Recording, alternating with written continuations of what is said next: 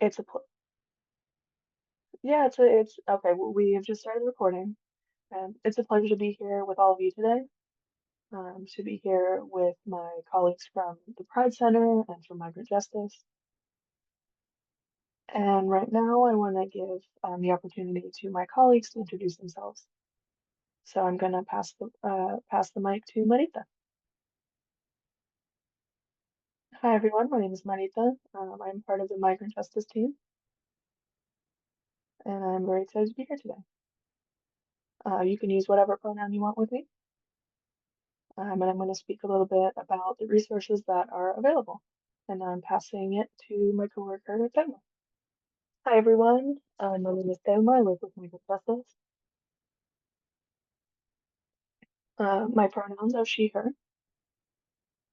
And yeah, I'm very excited to be here with all of you today.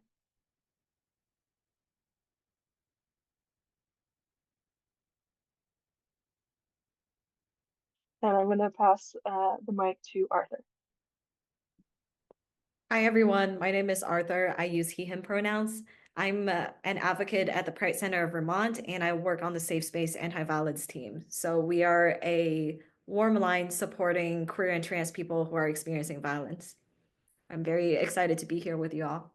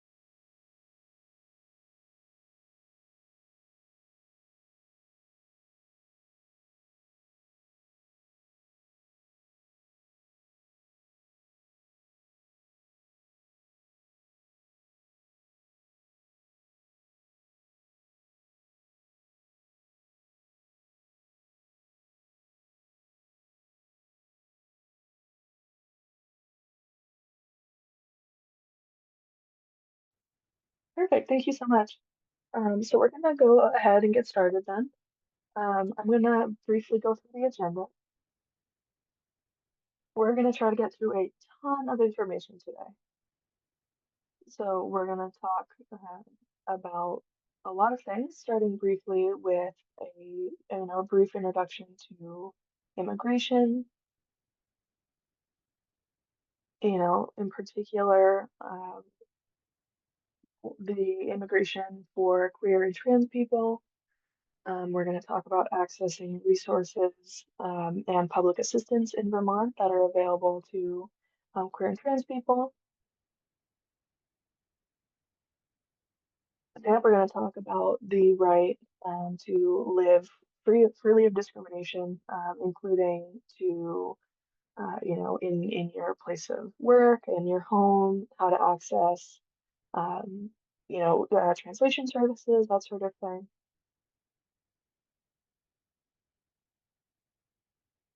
We're going to have a brief conversation about different routes to or pathways to immigration for survivors of violence. And we're also going to do a brief Know Your Rights training for interactions with law enforcement or immigration enforcement. And we're also going to talk briefly about how to change your name and gender markers. Um, that is, change the name and gender that are listed on your identification. So to get started, so here we see a graphic explaining very briefly different, briefly explaining the immigration system here in the U.S. And you can see that it's really confusing, and that's by design. The immigration system here in the U.S. comes from a really racist history. And we have a system now that's really difficult and it's it's a challenge to get changes made. But right now, what we're seeing is a lot of changes being made by the new president. The majority of the changes that are being made right now won't end up coming into effect. That is, in the courts, there are a lot of cases right now fighting against some of the immigration changes that Trump has put in place. Quite a few of them are illegal and will not go into effect. Um, but it's important to understand that the fear that many people are experiencing right now and the confusion are by design. Um, the goal of all of the changes that are happening right now, how quickly they're happening, is to create fear in the community, right? And the legal system and the immigration system right now are being used as a weapon of fear against our communities. So I want to start this presentation with a brief explanation of the laws that are in place right now. What I'm going to talk about are the things that are not changed yet. Those are the things that, although Trump is threatening to change them, it is unlikely that we're going to see changes because these changes can only be made by the legislature. So the immigration system is in two parts. The first part that we're going to talk about is how to gain status. And basically, immigration status is the right to have rights. That's what immigration status gives you. So there are a couple ways that somebody can get immigration status. The other thing that we're going to talk about is how people can lose their immigration status. And in order to gain immigration status, um, basically there are three ways that people can get immigration status. And these pathways have to do with your personal relationships or your life experiences. So, for example, your family relationships, your work experience, and um, you're perhaps having negative experiences as well. And there are many people that have access to more than one of these pathways. And the government says that you can ask for multiple forms of immigration relief at the same time. That is, you don't have to choose just one pathway if you have access to multiple.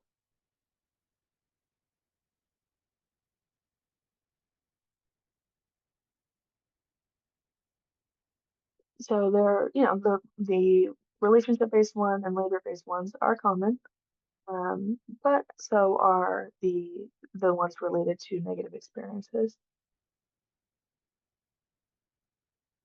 And some of these statuses are permanent and some are more temporary. So um, with family relationship, for example, a permanent way to ask for status would be to ask for family petition. So basically saying, my child or my spouse, a member of my family is a resident here, so I need to get permanent status. And a permanent one for labor would be an example of an employer sponsorship. Um,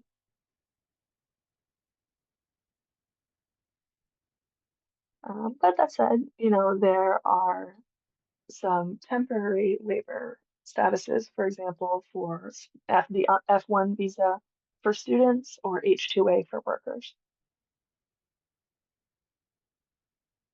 So both for family relationships and for labor statuses, there are both permanent and temporary visas.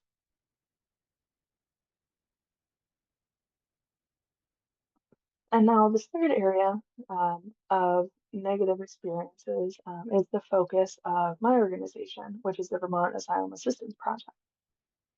And as part of this project, we support people who are here in the U.S. or who come to Vermont who don't want to go back to their home country or can't go back to their home country because of humanitarian concerns. So, for example, if something happened in their um, nation of origin that makes it impossible for them to return, or also if they're here and something happened to them in the U.S., there are also pathways that they can get. So, for example, one of the examples for permanent immigration protection would be asking for asylum. So this is a pathway to getting permanent citizenship.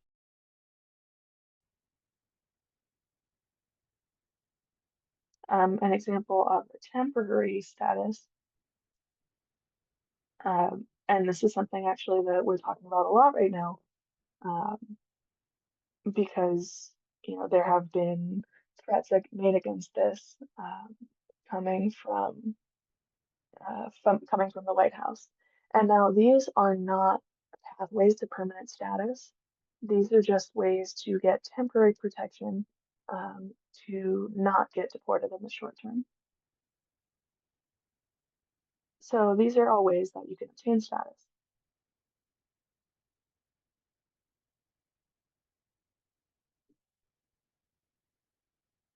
And the other part of the immigration system has to do with laws that are ways that people can lose their immigration status.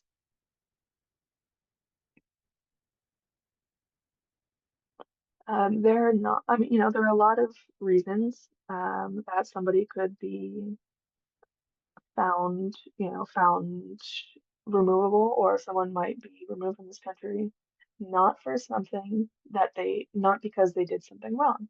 In other words, not because they violated, a law or hurt somebody, but because, for example, their immigration status or their temporary visa um, ran out of time.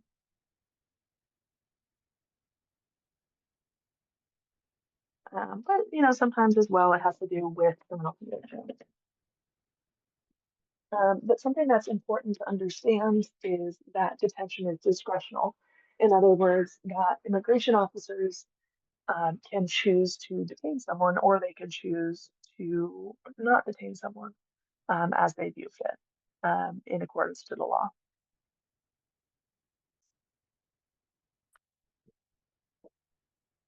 So right now, as an organization, VAP is doing a lot of work, um, getting people who are currently detained out of detention and get them to be able to come back to their communities here. This is something that we've been doing a lot of recently, providing that kind of legal representation. There is a process. There is a legal process that the government is required to follow.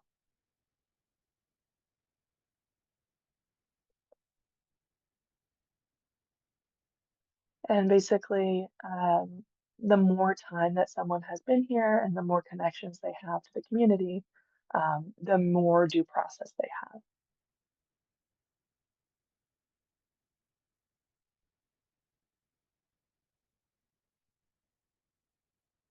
And it's important to understand that being accused, that is the beginning of a deportation process, or if the immigration officials believe that you are removable, that's not the same as being deported.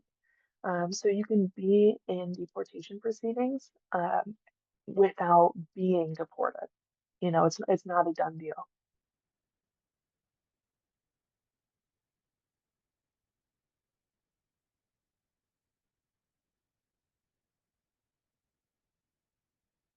Okay, so something important to know as well, that work permission, a social security number are only available to you if you have a pending or approved immigration application.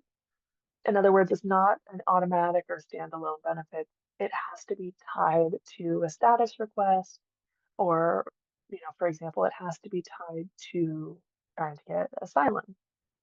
And while that status request is in process, while you're waiting, you can ask for work permission or a social security number.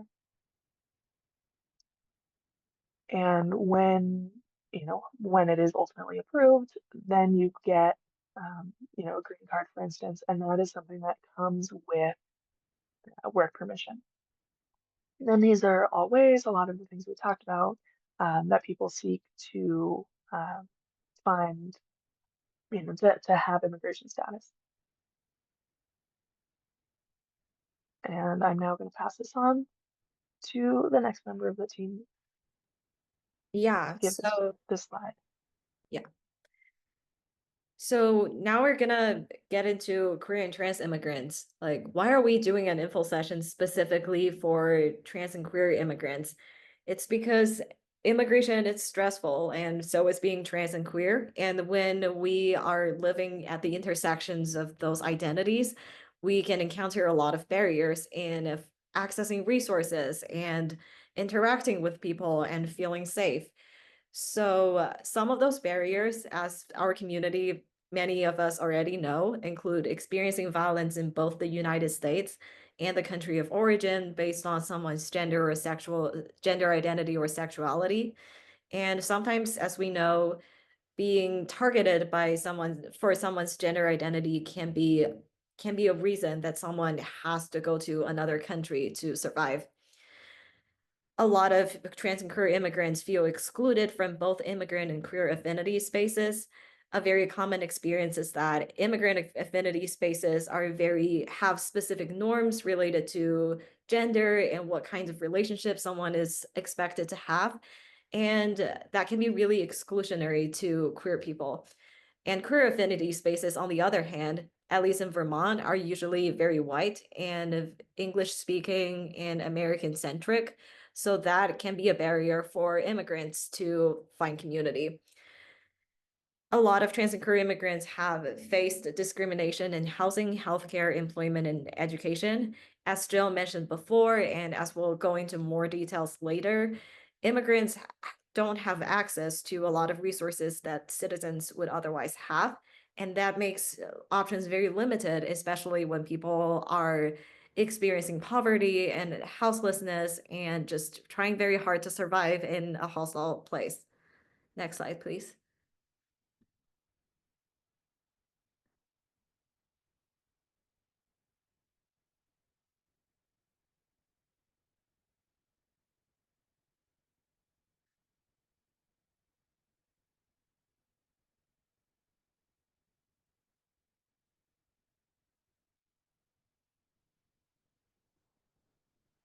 Yeah. Yeah, some other barriers include having higher risk of criminalization by law enforcement. So, trans and queer identities, as well as immigration statuses, are both identities that are targeted by the police and by the administration right now. So, it can feel really scary to be at that intersection, and especially for people who have had criminal records or have to interact with law enforcement for other reasons. We know that queer and trans people experience higher rates of sexual violence, solitary confinement, and medical neglect in detention facilities. And there are some really chilling and really horrifying statistics on that. Just, yeah, just naming that detention facilities are never humane, and there's never, it's going to be dehumanizing for everyone. But trans and queer people in specific find themselves targeted because of their gender or sexuality in these very, very confined and very dehumanizing spaces. And finally, some service providers don't have intersectional knowledge and resources. As we mentioned before, queer organizations and communities tend to serve queer American folks, and immigrant communities might not have the most up-to-date knowledge on queer and trans identities. So that means people have to navigate multiple systems and jump through holes in order to get their needs met. Okay, I'm seeing Okay, I'm seeing a message in the chat from Jill. Okay.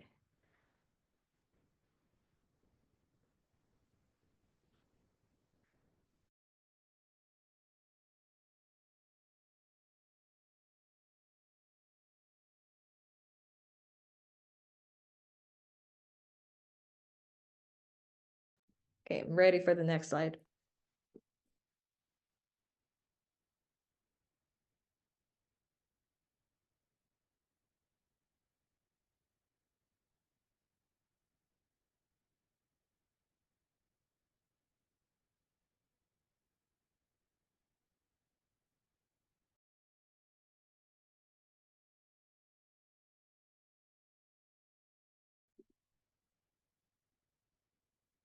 Okay, now we're going to briefly speak about access to resources and assistance here in Vermont. And thank you so much, Arthur, for sharing what you just shared. This is really important. It's an important information, and it's something that unfortunately, we do need to pay a lot of attention to you know, because this is something that impacts our community so strongly.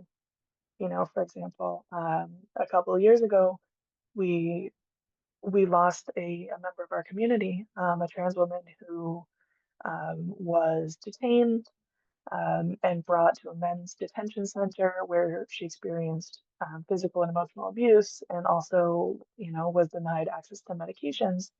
And unfortunately, when she was deported to Mexico, she died because of the abuse that she experienced in detention. So this is something that is really, close to heart for us to speak about. So now I'm going to talk briefly about the access, about the resources that we have.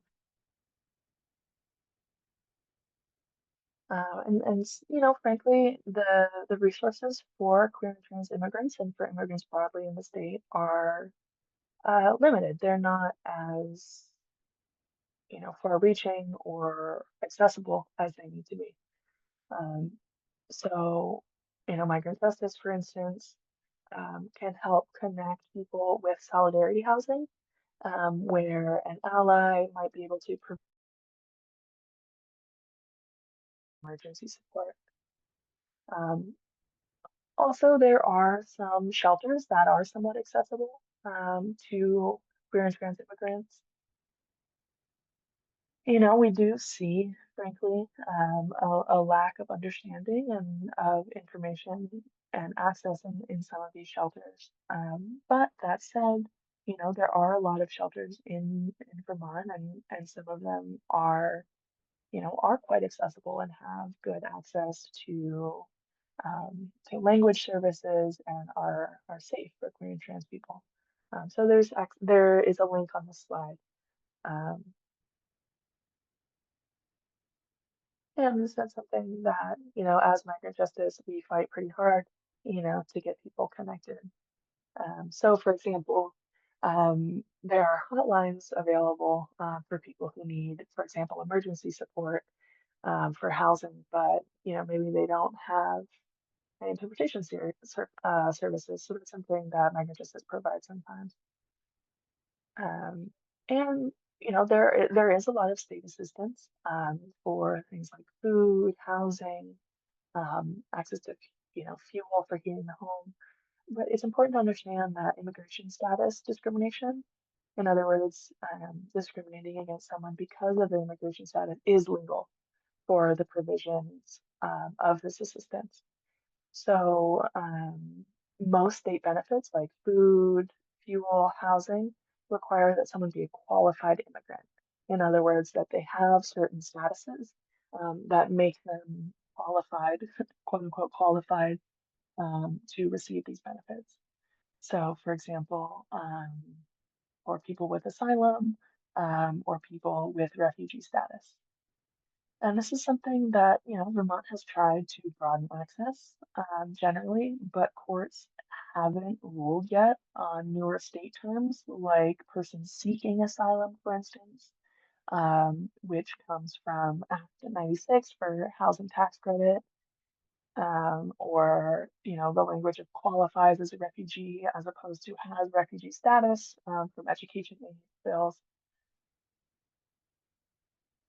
And that again, that's part of being part of the work that we do as migrant justice is and as allies, right, is to continue to push to make sure this access, um, does have.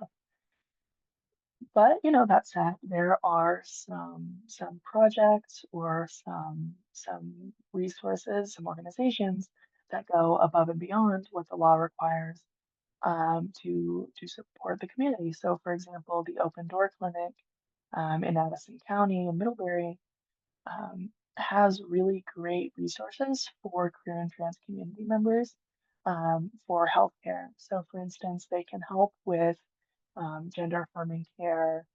Um, yeah, so they are great service providers in every sense of the word. And so,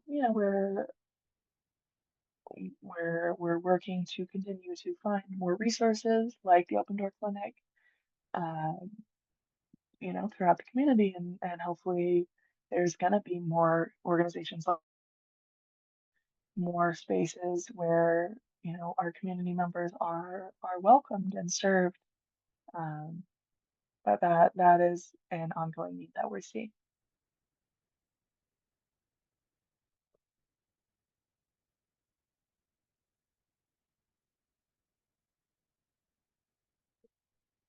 And Jill, you want to go? Oh, Thelma is saying that they want to add that she wants to add something.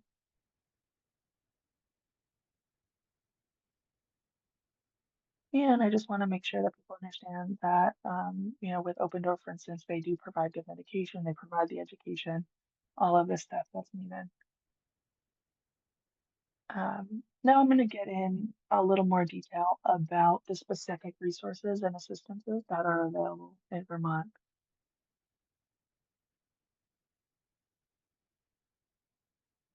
So, for example, some examples of uh, resources that are available to refugees and people who have received asylum. So Medicaid, yes, as long as you are financially eligible. If you're a refugee or an asylee, you can apply for Medicaid. And the Vermont Healthcare Marketplace, for instance, if you're a refugee or an asylum grantee, you can also access that space.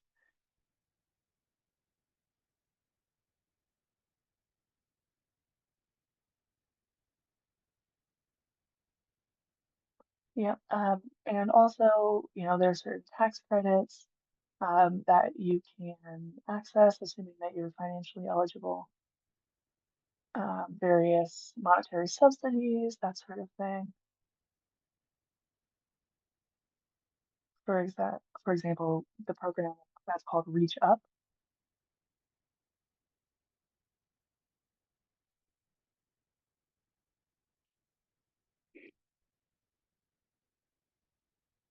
Yep, so there are quite a few different subsidies of that kind that you can get as long as you're financially available.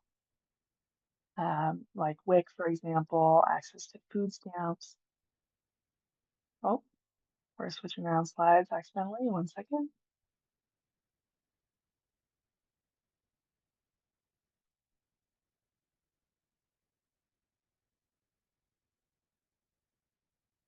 Okay, now specifically for asylum seekers, there is a little bit, it is harder to get access to different programs. So, for example, Medicaid, food stamps you can't get, but you can access food banks, for instance.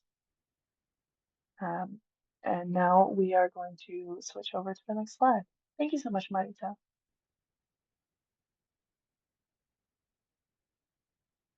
So many people, we have the right to housing access, or sorry, to language access.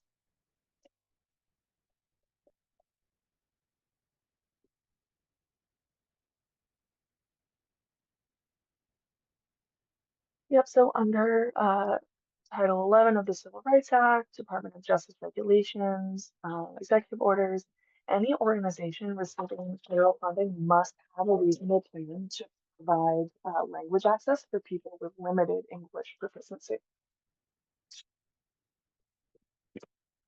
Okay, 1 second, we're switching interpreter.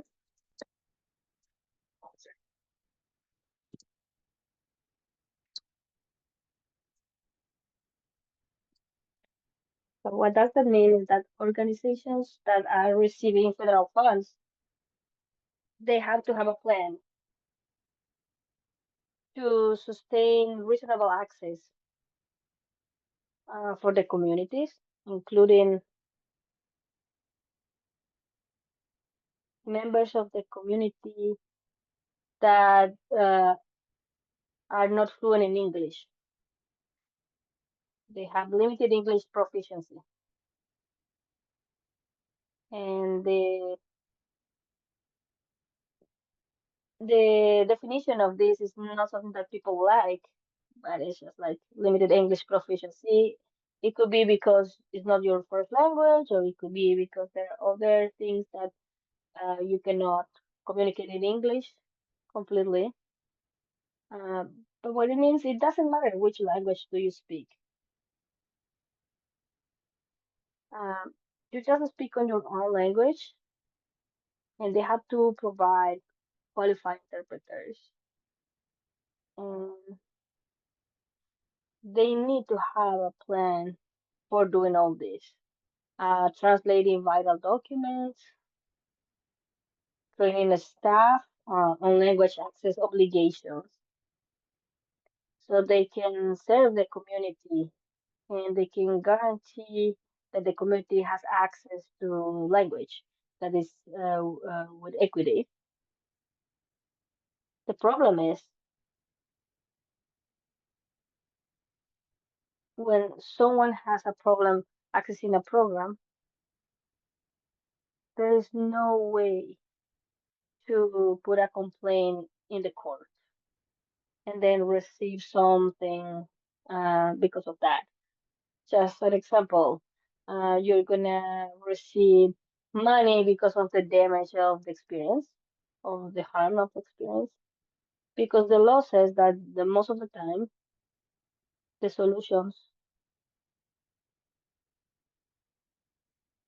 when you sue an agency, the only thing is that they have to correct the problem and just change their ways of accessing language.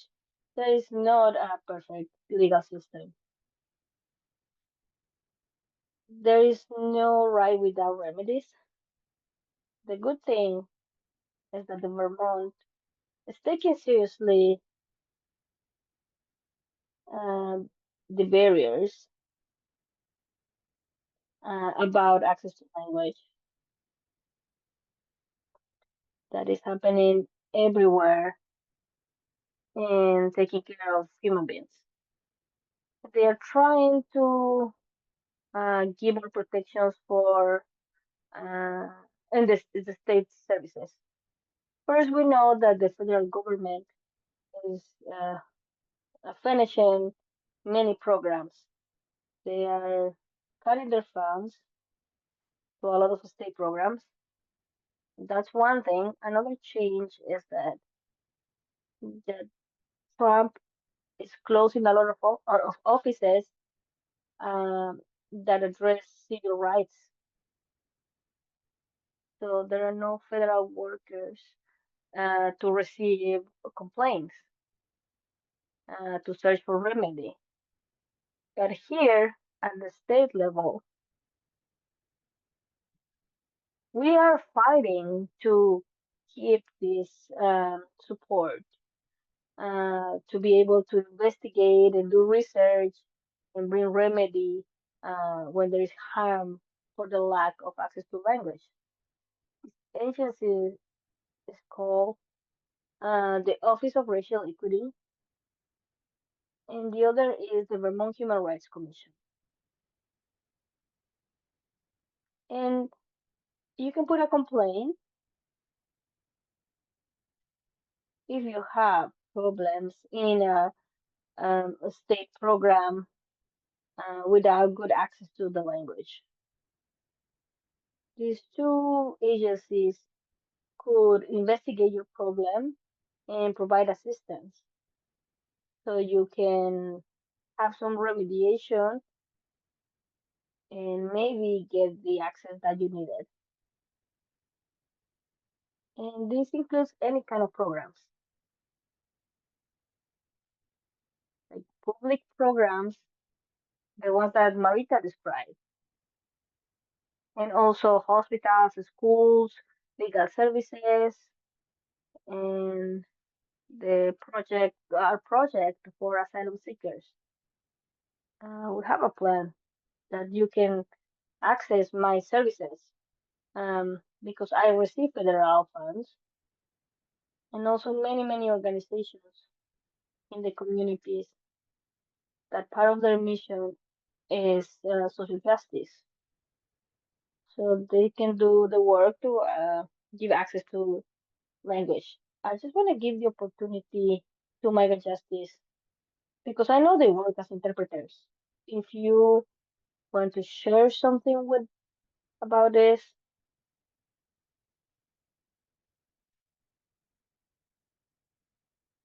mm,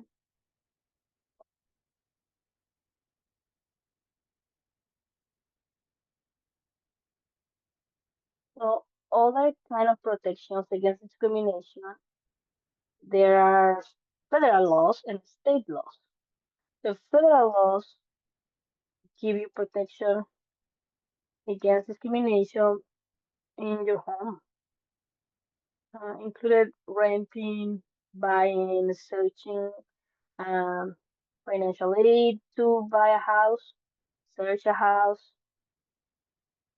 have an interview with a landlord, any kind of housing. You have the rights to keep having access without discrimination.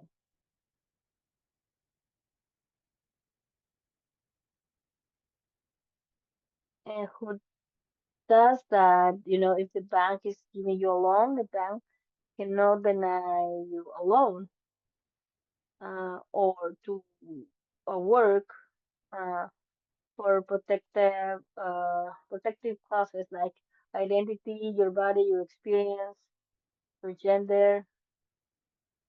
Uh, they don't tell you if you can change or not change. And the state protections include more more reasons to under protection. Here it's extended, and Migrant Justice is fighting to change the law to include protections against the discrimination when renting a house. Um, so we'll see what's going to happen. And at the end of the day, we're going to share information. How can you get together and join Migrant Justice and support this fight? If you have any trouble, if you cannot keep access to housing or anything with your job or employment, if you think the reason of your boss, of your landlord is because of your gender, race, nationality, religion, gender, sexual orientation, etc., you can put a complaint with two state or with state agencies. And again, the Vermont Human Rights Commission, they can provide help and support against discrimination in your house or because of your landlord. And the Vermont Attorney General Civil Rights Unit can give you legal support if you're going through an experience that is illegal because of your workplace.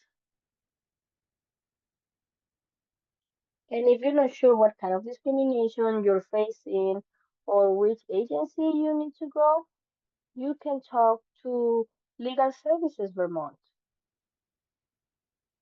They offer legal support, civil legal support, and they can give you an orientation. Not legal.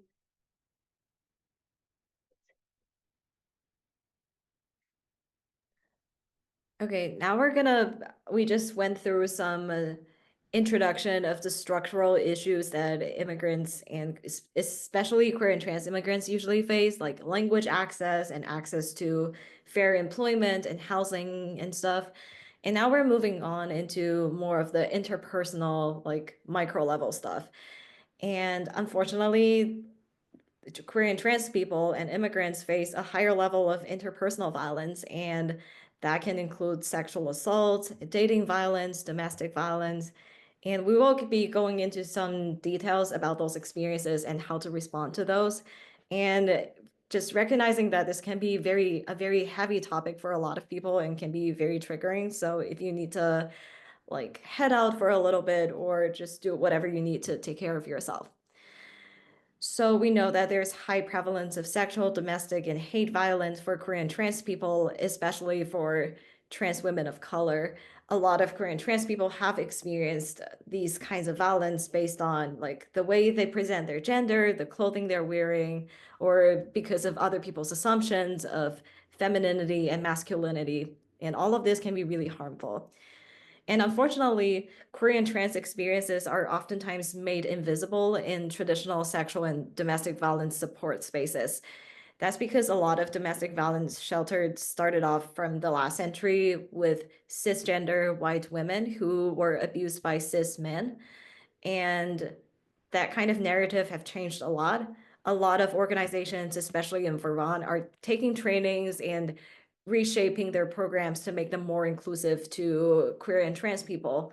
And that's really great, but also it's really hard to recognize our experiences as abuse, as harmful, when in the media, all we hear about domestic violence are between a cis man and a cis woman. Yeah, next slide, please.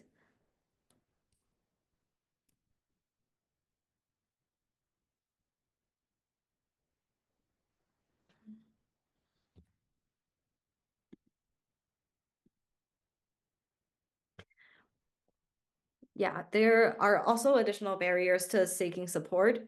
For example, a lot of immigrant communities are small and tightly knit. And speaking from personal experiences, I feel like when you're in a hostile environment, having some people who speak the same language as you do, who come from the same place that you do, that's a very special kind of connection. And that connection can be very supportive and affirming to many people. However, it also makes things really hard when those people you are seeking support from are also harming you or yeah, taking actions against you. And it makes it really hard to leave abusive relationships and abusive family environments and other kinds of harm. Queer and trans immigrants often are scared of disclosing one's immigration status, gender, or sexuality. Because sometimes when we are speaking up against abuse, when we are speaking out our experiences, that exposes us to others people's opinions, and that means that other people are able to know what kinds of relationships we're having, what immigration status we have, and that can be really unsafe for a lot of people. And queer and trans immigrants experience intersections of racism, homophobia, transphobia, and anti-immigration hate. As we can see from some of the stuff that the current administration is saying, trans people are dehumanized and immigrants are dehumanized. And that makes it even harder for us to speak up when we're experiencing harm because we're scared of that people will reject us or not trust us. Yeah. Okay, next slide, please.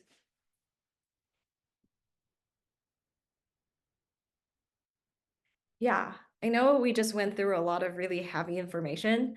So before we jump into talking about the more institutional supports, I just wanted to name that sometimes it can feel as if all the state systems are failing us or they're not offering support to people who are at intersections of identities and receiving multiple layers of harm.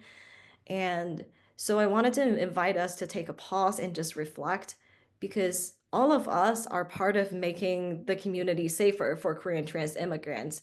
And especially those of us who are citizens, who are straight, who have privileges of that kind. It is our role to make this community safer and to support our neighbors. So some of the questions I'm asking everyone to consider is, what support have you needed in a crisis?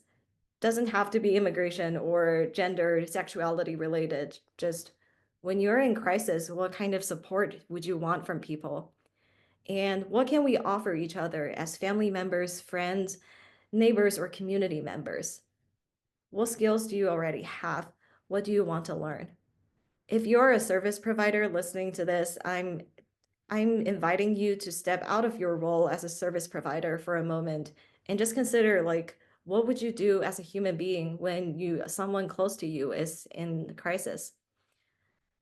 So let's take 3 minutes to kind of reflect on that. You can write some things down. You can take a walk or get some water or snacks. And yeah, feel free to, and after the 3 minutes, I'll ask people to share out if you want. Yeah. So institutional support around sexual and domestic violence. In Vermont, we have a lot of local organizations supporting survivors of sexual and domestic violence. I have put a link in the slides, and I'm going to share the slides with all of you by email afterwards so you can see the map. So each of these organizations, they're kind of dispersed in different counties in Vermont. And each of these organizations offer a 24/7 hotline. Actually, except for Pride Center, we don't have a 24/7 hotline. We have specific hours that you can find on our website.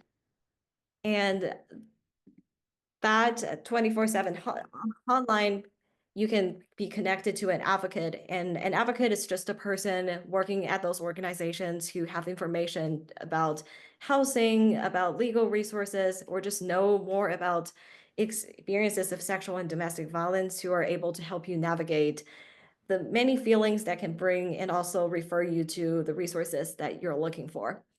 Some of these programs have their own shelters for survivors actively fleeing violence, meaning that survivors who lost their housing because of domestic violence or who are currently at unstable housing, who are at risk of losing their housing because of abuse.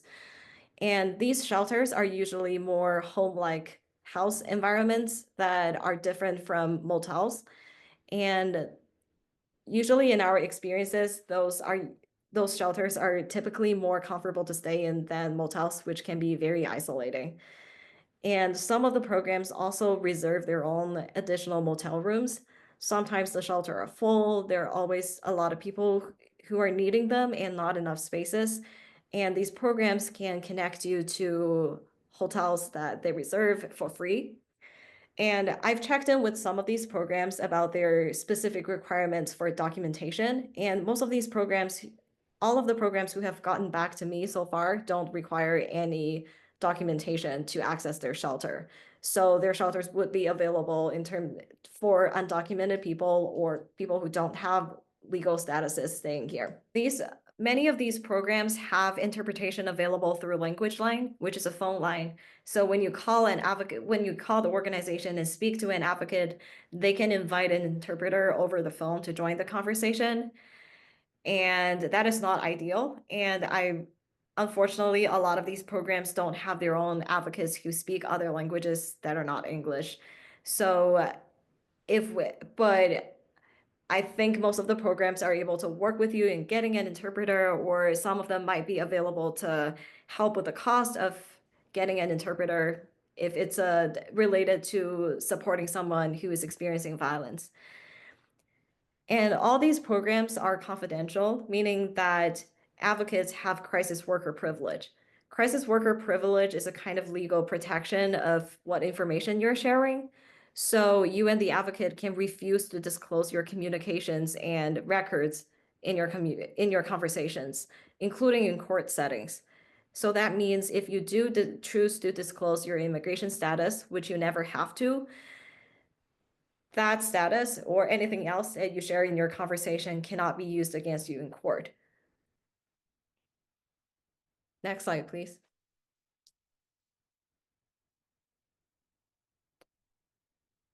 Next slide. Thank you.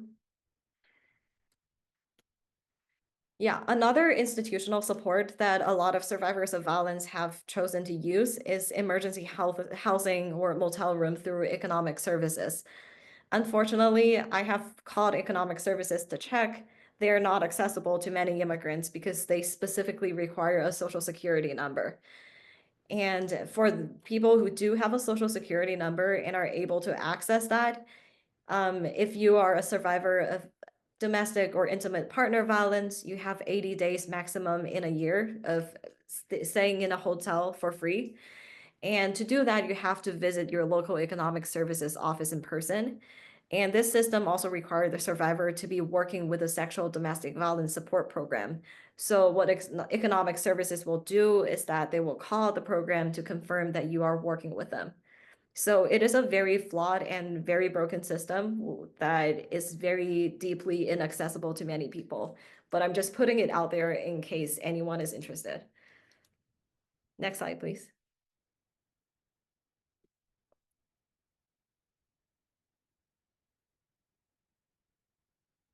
Yeah, one form of legal protection that's available for people experiencing violence are called protective orders.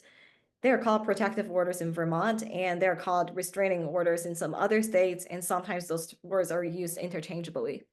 So a protective order is an order or a letter from court which protects someone from being physically or sexually abused, threatened, or stalked. The most common requirement in a protective order is for the person causing harm to stay away from you and stop contacting you. So the court is going to deliver this order to the person who is causing harm and ask them to stop contacting you, basically. And in legal language, the person causing harm is called the defendant. Next slide, please.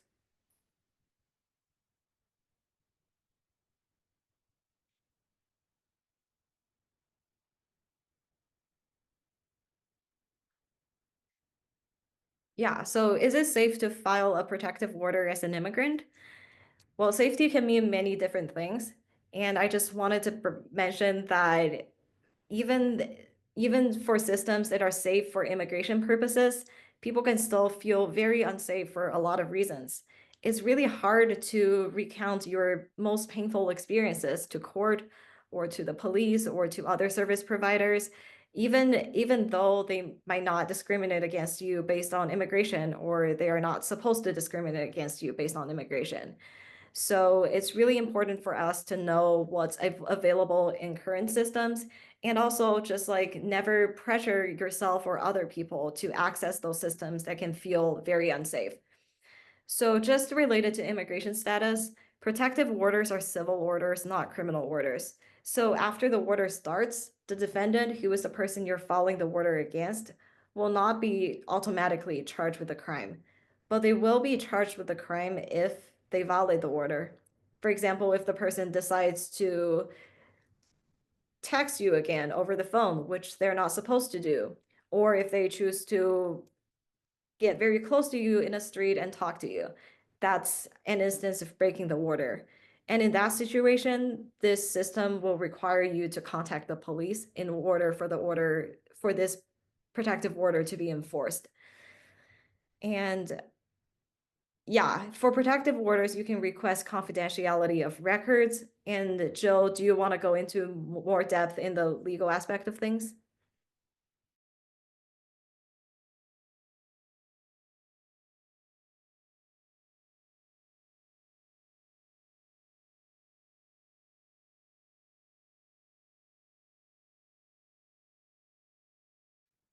Thank you, Arthur. We're gonna discuss protections for people that have suffered harm, violence, but if someone has a protective order and the person decides to call the legal system to ask for more protections, they have to know two things.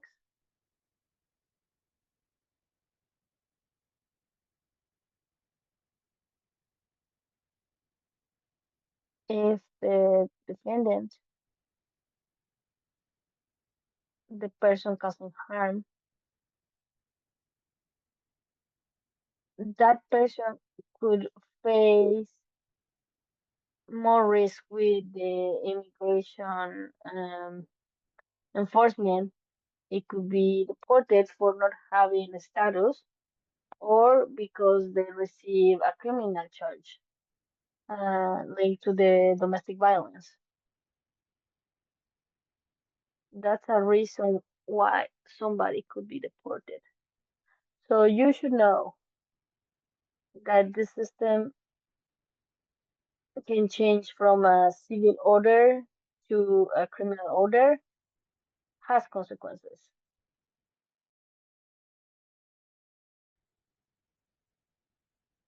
There's a lot of training and a lot of communication with us because they ask support from our program to not cause more harm in the immigration part. Because there's a family matter and they don't want to cause anything more with damage with the immigration case. So if the person feels safe enough and doesn't need a protective order, then it's better not to do it. Now, if a person has a civil order, that can trigger other protections. There are protections for survivors of violence and also for human traffickers in the USA. If they decide to cooperate with an investigation in a legal case about the case, later on they can ask for a visa, the U visa or T visa. With this, they could, one day, because it's very long, it has a long waiting list, they could get the green card or the residency, right? So there are immigration consequences good for someone that puts a case, and it could be bad consequences for the person causing harm.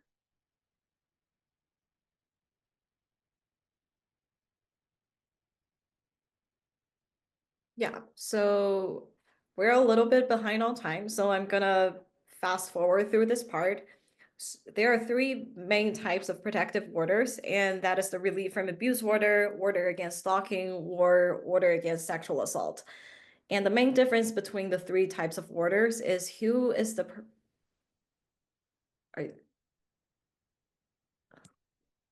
Sorry, Joe, were you trying to talk?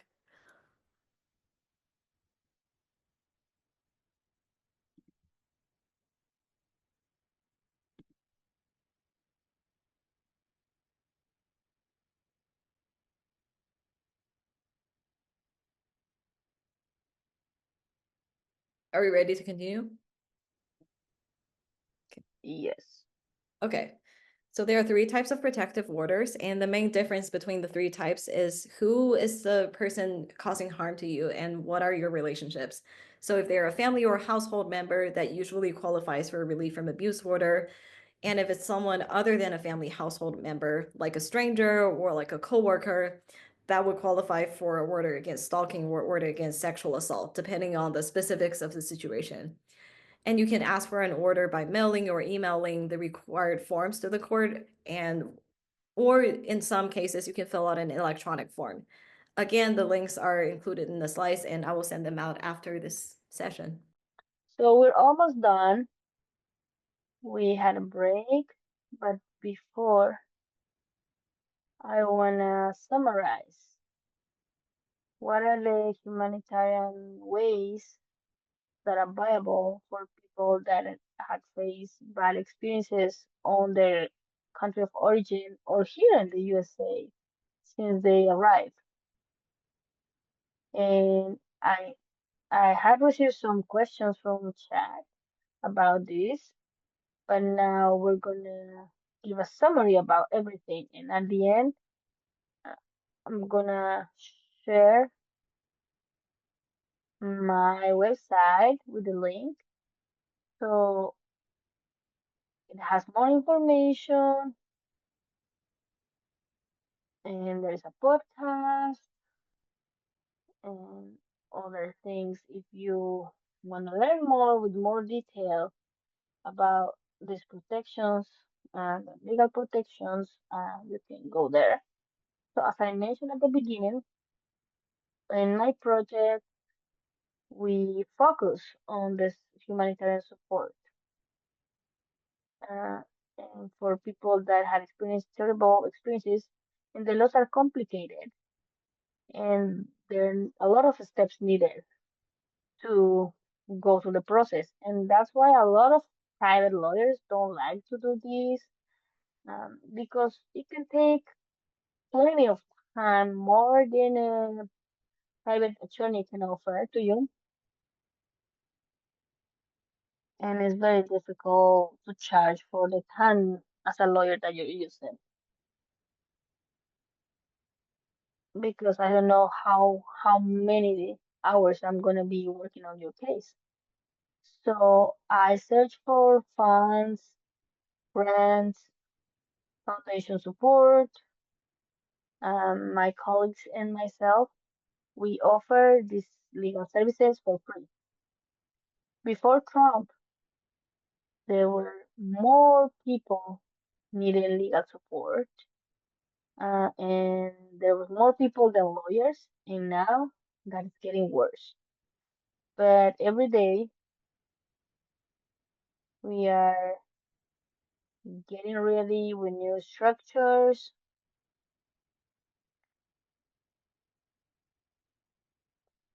to support more private attorneys to work with us as volunteers, because now more attorneys have more interest to assist these cases. Like last Saturday, for example, there was a march about lawyers in Burlington, and there were around 500 people, all lawyers, and they were interested to get our trainings on how to assist our program and support more immigrants seeking for these legal protections. So just to summarize, asylum is a protection, a permanent protection for people that have a well-founded fear of severe harm to go back to their country for something that happened, um, or for something that could happen. And there are reasons that this person is afraid for something that could happen, either by their identity or their bodies, and included being part to the LGBTQ community, as being trans or queer. There are so many examples of cases that were that won asking asylum because they were afraid to go back to their country for being queer or trans. So if you're in that situation, you could have to this access to this protection, asylum. For people that have suffered family violence in an intimate relation, if there is a couple that's married legally and one of the partners is a resident or a citizen, and you suffer harm, you can ask for a petition called VAWA. It's a permanent visa to protect yourself, so you don't need to stay in that relationship. Um, because sometimes people feel that they have to stay in a relationship because they don't have status, immigration status, but this helps with that. There is another kind of status for youth, and we call it juvenile immigration juvenile status. And this is for people that cannot be with one or both parents for reasons like abuse, abandon, neglect, or something similar. in my project, we've been working on this for people under 21, and that they cannot reunify with one of their parents for these reasons, or being queer or trans. So it's a viable for people that are under 21. And there are other protections that are temporary, the temporary relief, the parole, the fair action. Those are programs that the president has a lot of power and control over who is eligible for those protections. So with each president, there are so many changes with these programs. It's not something permanent. It's not a path towards green cards or residency. It's just a permit, a temporary permit. Like it gives you like a work permit, and it helps you to not be deported. But the government can take it away. But people with temporary protections, they still have rights, and they can go through a process. And remember, the longer someone has been in the USA, the more rights to legal process they have. The TPS is for people that are in the USA because they suffer a disaster at home. Parole is a temporary permission to enter for individuals that are in dire straits illegally, certain classes that will help for people to get asylum, for example. Legal for action, it's something that we ask with the general attorney or a marshal with immigration. The immigration can give you this status, knowing that people are here without staying forever, just temporary, but we're not gonna deport you, and we're gonna defer your case. It's a protection, so you can get a job permit. It was always true that people with temporary protections, they have other pathways to be in a more temporary situation, but they shouldn't wait to go through all the process. They can start taking that. And now that Trump is changing the laws, it is more important than ever. Do not wait. If you have a temporary protection, but there are other ways available or other pathways, please ask for legal support. Don't wait for it. Please fill out your forms and submit. Okay, hi everyone. Something that I want to talk a little about that's really important, and I know that this is going to be a lot of information. I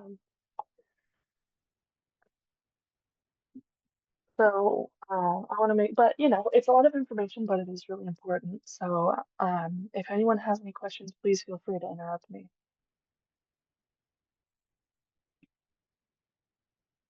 Yep, and something that I want to say is, give a little background about migrant justice. We are a um, grassroots human rights organization founded and led by immigrants here in the state of Vermont.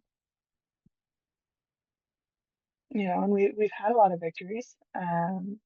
One of the most important ones was the access to driver's license for people regardless of immigration status,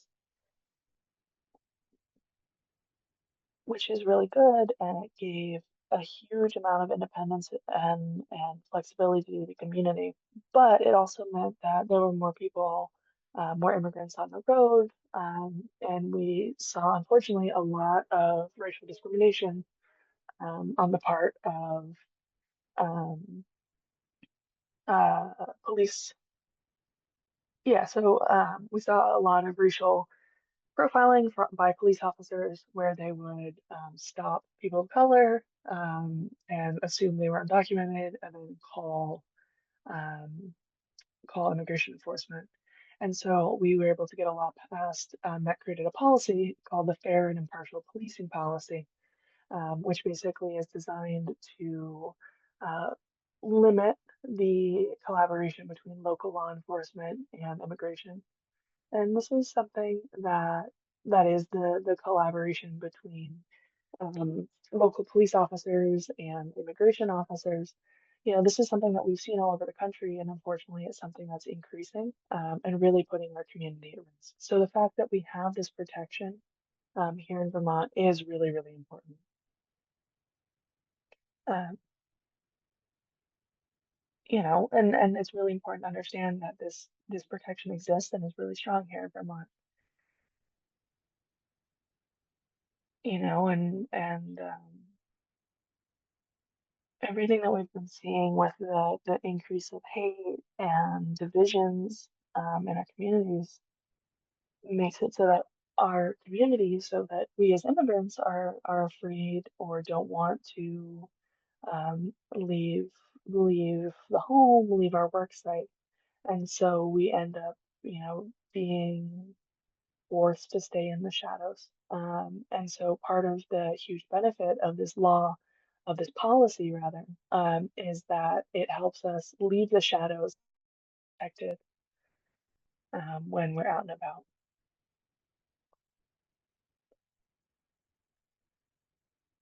You know, but unfortunately, there have been some examples where, um,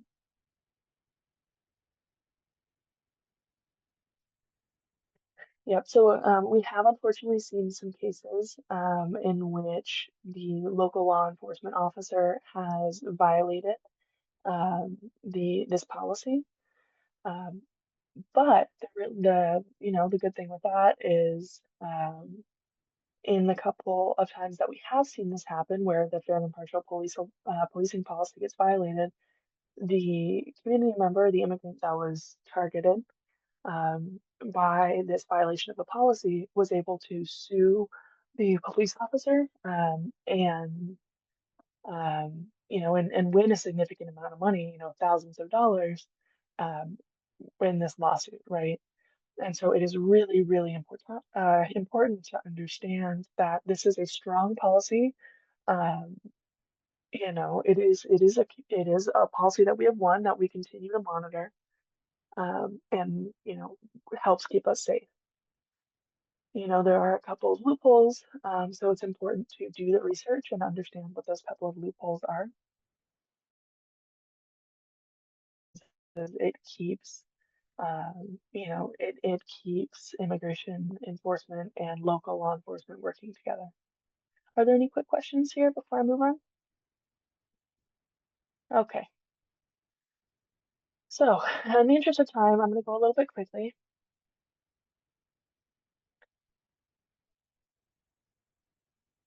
You know, something that we're seeing with this new government is a lot of fear, a lot of confusion, you know, a lot of misinformation, unfortunately. Um,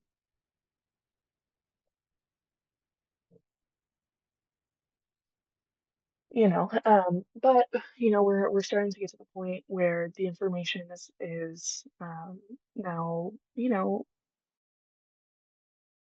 um, and so I just want to highlight the rights and the protections that we all have to keep us safe from the kind of immigration enforcement that we have been seeing. You know, it's important to understand that like the fact that someone might not have documentation doesn't mean they don't have rights, right? And what we need to know is that, you know, these rights that we have, it's important to know the rights, to know the protections, so that we can continue to live our lives despite everything that's going on. It's not like, you know, the police or immigration officers are going around arresting everyone. there has been some recent news that many of you probably heard about, the big enforcement action that happened on a dairy farm a couple weeks ago. That was not a raid. It was not something that was pre-planned. It was a matter of someone being in the wrong place at the wrong time. So it's not like we're seeing these huge raids, right? Most of the detentions that we've seen have been the result of, very specific, um, very, very targeted arrests. So, for example, if a community member has a DUI, we've seen that ICE will find that person and detain them and hope to detain them or hope to deport them rather.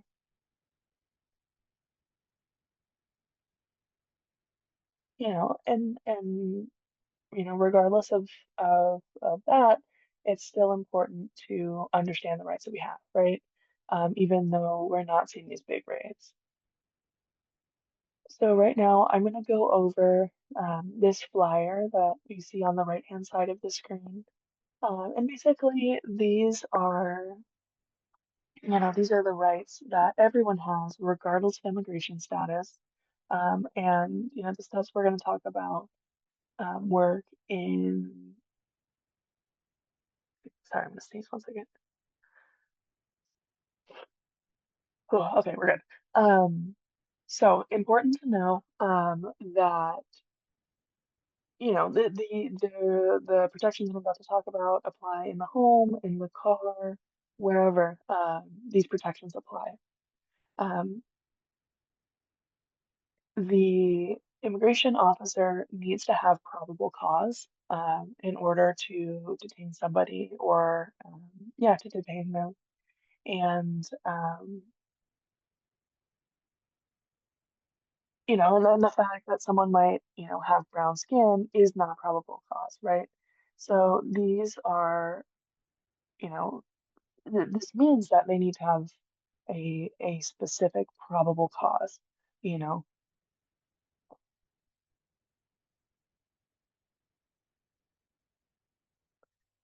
The hard thing though is that, with probable cause, the majority of the time, what the officer ends up using as probable cause is information that the person that they're targeting gives them during the interaction.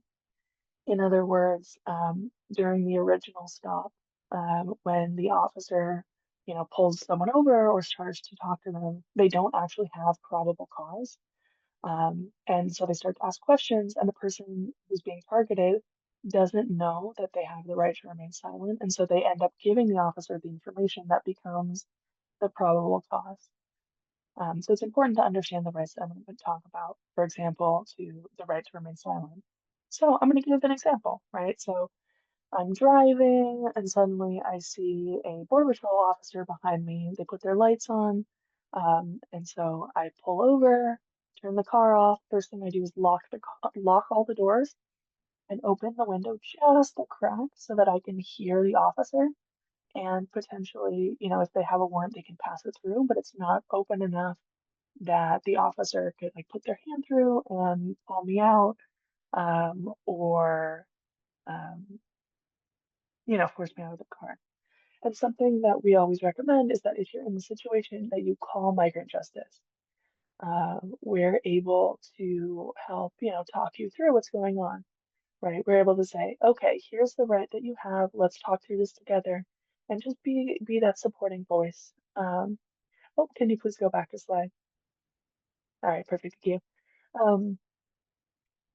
So even though, you've now locked the doors, the window's open just a crack so you can hear, the officer is likely to try to intimidate you, right? To pressure you to give information that you don't have to give them. So for example, you don't have to identify yourself to the officer. You don't have to give a driver's license to an immigration enforcement officer. You don't have to give a passport. You don't have to give your name. You don't have to give your address. None of that information. And an important thing to do is not give any of this information. The best way that you can keep yourself safe is just to, maintain that right to remain silent. Breathe deeply, try to calm yourself a little bit, and remember these questions that we're about to review. The first question is, why did you stop me?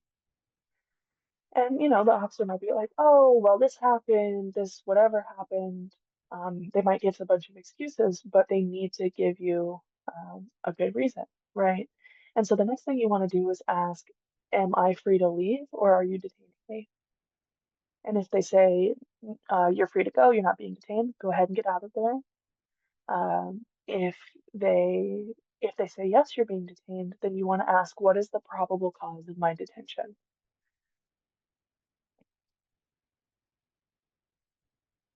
And they might give you a bunch of excuses. They might say something doesn't count as probable cause, right?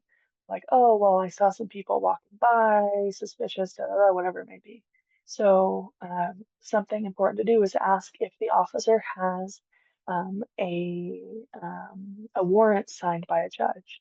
And if they don't have a warrant signed by a judge with your name on it, and they can't give you probable cause, they have to let you go. And so it's really important, as I said, you have to, like, you don't have to, but it is a really good idea and a very important way to keep yourself safe is just to maintain silence.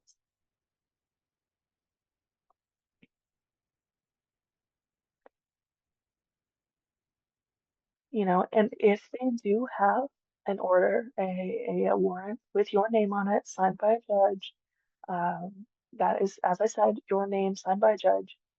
Yes, you should, you should go with them. You are legally required to go with them.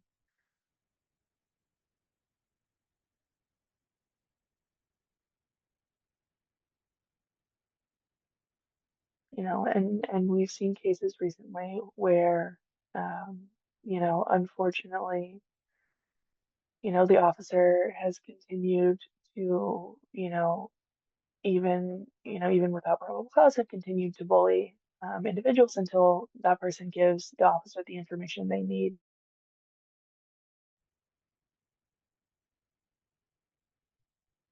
Um, Another important thing to know is that you are not required to sign anything. So, for example, the police officer might say, "Well, if you sign this, we'll deport you now. But if you don't sign it, you're gonna sit in jail for a long time. You're gonna sit in detention for months, right?" This is a trick. They're trying to get you to sign away your freedom.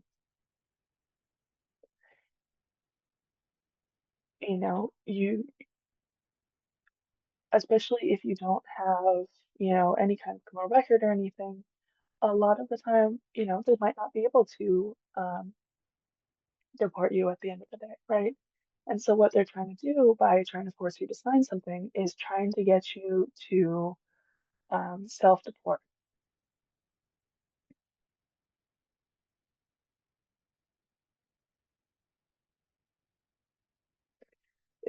It's important to understand that the role of the immigration officer that's detaining you is only to detain you. They do not have the power to make the final decision in your case. They don't have, they don't have the power to decide, whether or not you're eligible for deportation. That's the decision of a judge.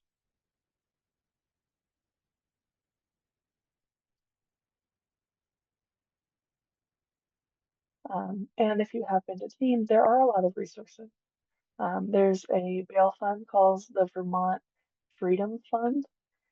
Um, this is a bail fund that can provide economic support to make sure that you can pay your bail, and you'll end up paying that back little by little, but they can front you the money to pay your bond to get you out as soon as possible. Also, Migrant Justice has relationships with lawyers who can help for low charge or free of charge. But the most important thing is that we have rights, regardless of immigration status. We have rights. You have rights. Um, we're not in the position where we were 10 years ago, where no one knew what their rights are. Um, we are an educated people. We are a community that knows our rights, that is ready to enforce our own rights. And that's unfortunately what we have to do is continue to protect our own rights, whether, we're in the store, we're driving, if we encounter an immigration officer, is maintain those rights, maintain silence, and don't let them bully you. Don't let them violate your human rights. As a community, we're under attack right now. And we have to fight back as much as we can and enforce our own rights. And that's me. I'll pass it on back to the next person. I'll say is on this last slide, there are some resources for providing legal support, where are great places to ask these questions. So, for example, on this first link at the top, that's for immigration help. Below that, where it says other legal help, yeah, the Vermont Legal Support, Vermont Legal Aid, there we go, is an organization in Vermont that provides legal support other than immigration help. And so if, you have particular questions about your case, you can reach out to them. And we're going to be working with the Vermont Language Justice Coalition group to send out a video, a shortened, interpreted, translated video of the information that we follow today. So really quickly, we didn't get to this topic earlier, but I want to talk briefly about how to change your name and gender markers. So the links on this slide, and as I said, we're running short on time, so I'm just gonna point you to the resources. But here on the slide, there is information and links to how to change your name and gender markers. Again, that's from Vermont Legal Aid. Important to know that U.S. citizenship is not required to change your name or gender marker. Most courts accept filings from people of any immigration status. Okay, well, it seems like there are no other pressing questions, so I think we're going to go ahead and close off there. Thank you so much for your patience and for being here. Thank you for my colleagues for presenting. Thank you to the Pride Center for inviting us and for coordinating this event that we did today. And thank you to all the service providers who were here for supporting our community. And thank you to the immigrants, the community members who are here. We're happy to have you, and we're glad to have been able to share more information about your rights and protections here today.